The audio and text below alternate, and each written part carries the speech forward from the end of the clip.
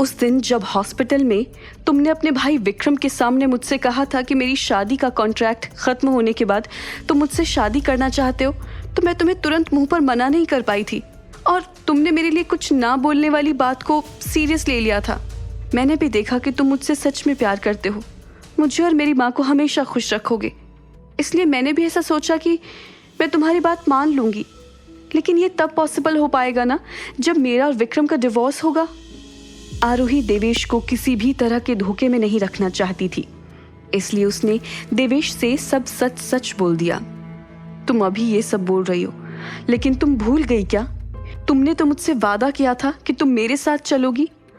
हाँ, मैंने वादा किया था, लेकिन वो वादा तब के लिए था जब मेरा और विक्रम का डिवोर्स होता। लेकिन अब विक्रम का मुझसे डिवोर्स नहीं हो रहा है। लेकिन देवेश भी इतनी आसानी से मानने वाला नहीं था। उसने आरोही का हाथ पकड़ लिया और बोला, आरोही, मैं तुमसे बहुत प्यार करता हूँ। एक बार मैं तुम्हारी खुशी के लिए तुम्हें छोड़कर गया था, लेकिन इस बार मैं तुम्हें नहीं खो सकता। प्लीज तुम मुझे छोड़कर मत जाओ, तुम्हारे बिना मैं जी नहीं पाऊंगा। अब हमारा साथ में कोई फ्यूचर नहीं है देवेश। अगर तुम इस बात को एक्सेप्ट कर लेते हो तो तुम्हारे लिए मूव ऑन करना थोड़ा आसान होगा। आज के बाद मुझे कांटेक्ट करने की कोशिश मत करना।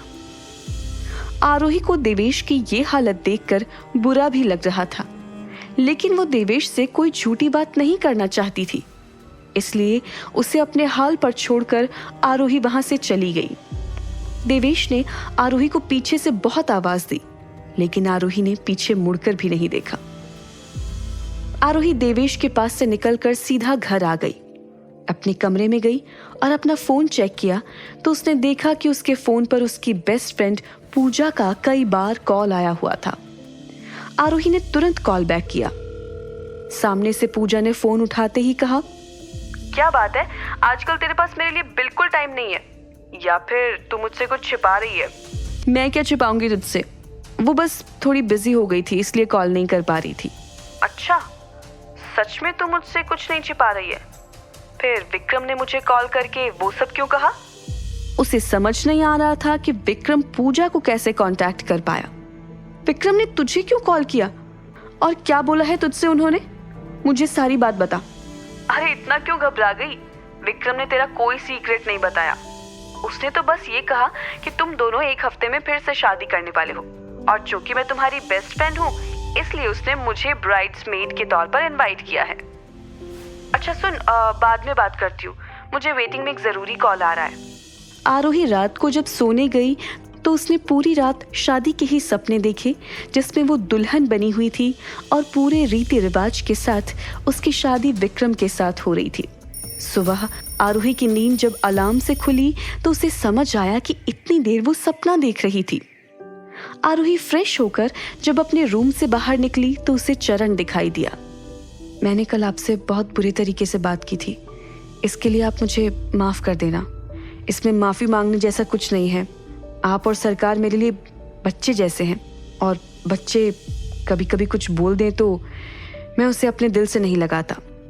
लेकिन मैंने आपसे जो कल कहा था उसे दोबारा बोलूँगा। आपकी शादी सरकार से हो रही है और ये बच्चा कहीं आपके और सरकार के बीच की दरार न बन जाए। चरण का कंसर्न देखकर इस बार आरोही को चरण पर गुस्सा नहीं आया और उसने बड़े ही शांति से कहा, ठीक है, मैं इस बारे में सोचूंगी। आरोही से बात हो जाने के बाद चरण वहां से चला गया और आरोही अपने मन में बोली, अभी कुछ दिन पहले तक मैं इस बच्चे के साथ पूरी जिंदगी काटने को तैयार थी, लेकिन अब सिचुएशन बदल गई है। तब मुझे लग रहा था कि इस बच्चे की वजह से मुझे अपनी लाइफ में कोई परेशानी नहीं होगी, लेकिन अब विक्रम मुझसे डिवोर्स नहीं लेंगे और उन्होंने एक बार बोला भी था कि उन्हें किसी और का बच्चा एक्सेप्ट नहीं है। मैं इस बच्चे के बारे में ज़रूर कुछ सोचूंगी, लेकिन अभी नहीं। एक बार ठीक से शादी हो जाए उसके बाद देखती हूँ क्या करना है। आरोही रेडी होकर नीचे आई तो चरण टेबल पर सबके लिए नाश्ता लगा रहा था। चरण आरोही की तरफ नाश्ता बढ़ाता हुआ बोला, सरकार अभी कुछ दिनों तक बहुत बिजी रहने वाले हैं। अब वो अपना पूरा फोकस बिजनेस पर लगाने वाले हैं और इसके चलते कुछ दिनों तक बाहर आना जाना लगा रहेगा। आरोही ने हामी भरी और नाश्ता करने लगी। लगभग 3 से 4 दिन बीत गए। आरोही और विक्रम की मुलाकात एक दूसरे से हो ही नहीं पाई, क्योंकि आज हिना केस की सुनवाई थी जिसमें आरोही को भी जाना था, लेकिन उसे डर लग रहा था। आरोही ने अपने क्लिनिक से एक दिन की छुट्टी ले ली थी। वो कोर्ट जाने के लिए घर से बाहर निकली तो पोर्च में पहले से ही एक ब्लैक कार लगी हुई थी जिसकी ड्राइवर सीट पर स्वर्णा बैठी हुई थी और बैक सीट पर लॉयर अविनाश बैठा हुआ था। आरोही कार में आकर बैठ गई। कुछ ही देर बाद गाड़ी कोर्ट के बाहर रुक गई। आरोही ने देखा गाड़ी के रुकते ही किसी ने गाड़ी का दरवाजा खोला। आरोही ने जब नजरें उठा के देखी तो वो हैरान रह गई, क्योंकि वो और कोई नहीं विक्रम था। विक्रम ने अपना हाथ बढ़ाकर आरोही को गाड़ी से बाहर आने में मदद की। लगता है 4-5 दिनों में तुम मोटी हो गई हो। विक्रम की बातों से आरोही को स्ट्रेस हो गया, क्योंकि उसे भी लग रहा था कि प्रेगनेंसी की वजह से उसका वजन बढ़ रहा है। आरोही ने अपने मन में कहा, एक तो विक्रम को इस बात से पहले से प्रॉब्लम थी कि मेरे पेट में किसी और का बच्चा है, ऊपर से अब मैं मोटी भी हो रही हूँ। कहीं सच में ये प्रेगनेंसी हमारी शादी होने से पहले इस शादी को तोड़ ना दे।